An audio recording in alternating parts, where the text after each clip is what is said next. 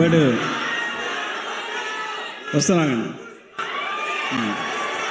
So ఈ cinema అంటే అంటే ఈ సినిమా తను చూసింది ముందు, చూసిన తర్వాత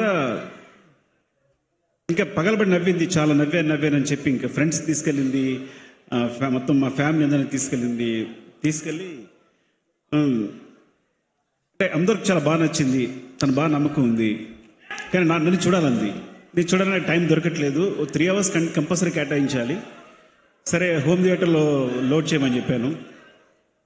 సో ఎలాగైతే అప్పుడు చూశాను చాలా నచ్చింది. కానీ ఇప్పుడు నన్ను బిజీలో నేను ఒక సినిమాని కాన్సన్ట్రేట్ చేసి నేను రిలీజ్ చేయడం చాలా టఫ్ అయిన విషయం. అదే చెప్పాను తనకి.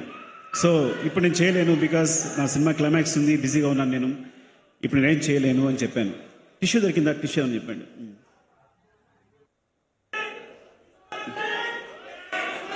ఏం మనిషి?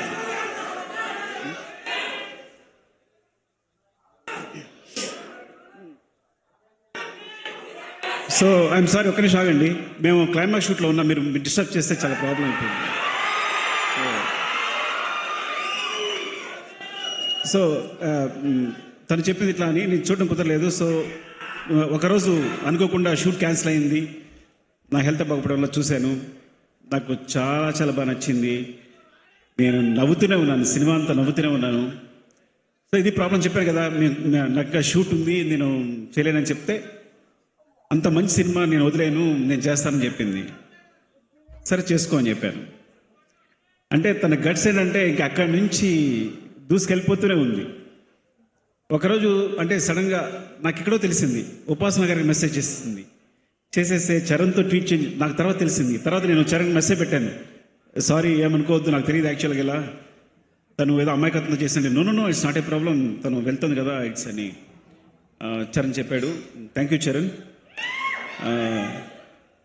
అట్లాగే తర్వాత సో ఇలా శశి గారితో చూపించి, మన మైత్రి శశి గారు చూస్తే, థ్యాంక్ యూ శశి గారు. ఫస్ట్ ఆఫ్ ఆల్ మీరు సినిమా చూసి చాలా బాగుందని నమ్మకం ఇచ్చారు. అలాగే రవి గారు నవీన్ గారు చూశారు, అందరికీ నచ్చింది, అందుకే వాళ్ళు డిస్ట్రిబ్యూషన్ తీసుకున్నారు.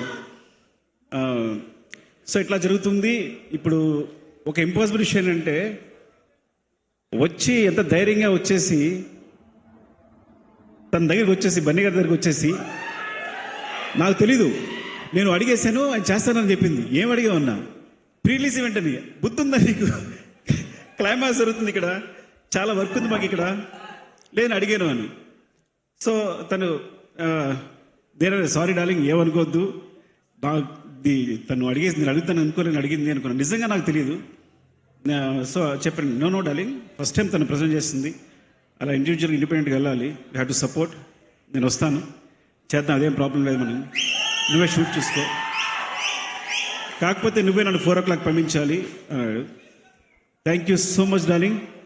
అసలు అంటే నేనైతే ఈ విషయానికి, ఈ చిన్న సినిమాకి నేను అడగడానికి కూడా సాహసించాను. ఈ చిన్న సినిమా నువ్వు రావడం వల్ల చాలా పెద్ద సినిమా అయిపోయింది. ఇలాంటి ఒక చిన్న సినిమాకి అంటే చూసేమంటారు, నేను లక్ష్మణ్ చూసి భయపడుతున్నా. లక్ష్మణ్, మోహన్ వాళ్ళ బ్రదర్స్ ఇద్దరు వచ్చారు. వస్తే వాళ్ళ సినిమా వాళ్ళు వచ్చిన తర్వాత నేను అడుగుతూనే ఉన్నాను, వాళ్ళు బాగానే ఉన్నారా? సాధారణంగా ఇలాంటి సినిమాకి మొత్తం మనీ తీసుకొచ్చి పెట్టేస్తుంటారు, ఫ్యామిలీ మొత్తం ఇన్వాల్వ్ అయిపోయి ఉంటుంది. సో ఇలాంటి ఎమోషన్స్ ఉంటాయి. నేను అడుగుతున్నాను, వాళ్ళు కరెక్టేనా, బాగున్నారా, ఇదని చెప్తుంటూ. సో తర్వాత సపోర్ట్గా అంటే ఫస్ట్ ఆఫ్ ఆల్ ప్రొడ్యూసర్స్ గురించి చెప్పాలి. రిషి గారు, ప్రసాద్ గారు, బుజ్జి గారు, ఇలాంటి చిన్న డైరెక్టర్ అంటున్నాను ఏమనుకోవద్దు, బికాస్ ఫస్ట్ టైం చేసినప్పుడు ఎవరికి నమ్మకుండదు కాబట్టి. ఒక డైరెక్టర్ నమ్మి వాళ్ళు మనీ పెట్టడం అనేది చాలా గొప్ప విషయం, ఇలా ప్రోత్సహించడం అనేది. ఈ సినిమా అంటే ఇలాంటి ఒక సినిమాని ఇంత బిగ్ చేసింది డెఫినెట్గా డార్లింగ్, నువ్వు రావడం అనేది ఎంత పెద్ద విషయం ఈ సినిమాకి. మళ్ళీ చెప్తాను కాదు, చాలా పెద్ద విషయం రావడానికి. ఎందుకంటే రావు రమేష్ గారు హీరో ఏంటి, నేను కూడా ఫస్ట్ టైం అనుకున్నా రావు రమేష్ గారు హీరో ఏంటి అని. సో నిజంగా మిడిల్ ఏజ్ క్యారెక్టర్స్ కథలో చాలా దగ్గర మిగిలిపోయి ఉంటాయి మా దగ్గర.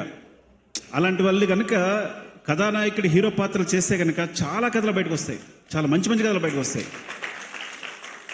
తను బన్నీ ఒక మాట అంటూ ఉంటాడు, I want to be star, నేను మంచి పర్ఫార్మర్ కావాలి, అది కమర్షియల్ అయినా సరే, I want to be good. ఎప్పుడు తను సారీ డార్లింగ్, మరి అది పర్సనల్ విషయం చెప్తున్నాను. అంటే వాంట్ టు బి పర్ఫార్మర్.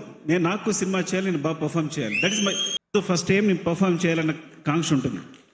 అలాంటి పర్ఫామ్ చేయడమే గొప్ప. ఒక పెద్ద హీరో ఒక తనున్న పొజిషన్లో పర్ఫామ్ చేయడమే గొప్ప విషయం అనుకుంటే కనుక, అట్లా గొప్పగా పర్ఫామ్ చేసే రావు రమేష్ గారు కూడా is a biggest star. So perform చేసే ప్రతి ఒక్కరిని హీరోగా చూస్తాను నేను. సో మీకు అలాంటి స్టేజ్ దొరికింది రమేష్ గారు, అద్భుతంగా చేశారు. ఇలాంటి అవకాశం ఒక మంచి ఆర్టిస్ట్కి ఇలాంటి అవకాశం వస్తే ఏం చేయొచ్చు అన్నీ చేస్తారు మీరు. నిజంగా అద్భుతం మీరు చేసిందంతా.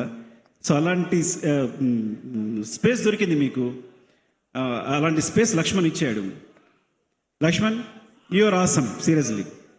నేను క్లైమాక్స్కి వచ్చేసరికి కళ్ళ నీళ్ళు వచ్చేసే కింద పడి దొల్లిస్తాను నేనైతే. అండ్ ఆయన చెప్పారు, రావు రమేష్ గారు చెప్పారు, ప్రతిదీ ఫస్ట్ టేకే అని. దాన్ని సిగ్గుపడుతున్నాయి అనుకోవద్దు. టేక్ 1 అని, అన్ని టేక్ 1 టేక్ 2 సార్ అని. అంత క్లారిటీ ఉంది నీకు, అంత సింపుల్గా, అంత చిన్న బడ్జెట్లో సినిమాని అంత గొప్పగా, అంత అద్భుతంగా తీసావు. Wish you all the best. చాలా చాలా పెద్ద హిట్ అవ్వాలని కోరుకుంటున్నాను ఈ సినిమా. అందరికీ, ఎవరైనా ఎడిటర్ అయినా మన భాస్కర్ భట్ల గారు, థ్యాంక్ యూ సో మచ్ అండి. మీ సాంగ్ చాలా పెద్ద హిట్. అండ్ చంద్రబోస్ గారు ఇన్వాల్వ్ అయినారు ఇందులో. చంద్రబోస్ గారికి, అండ్ మన మ్యూజిక్ డైరెక్టర్, ఎడిటర్, ఇంకెవరు, ఇంద్రాజ్ గారు, మీరు ఇంకా అలాగే ఉన్నారు. Thank you so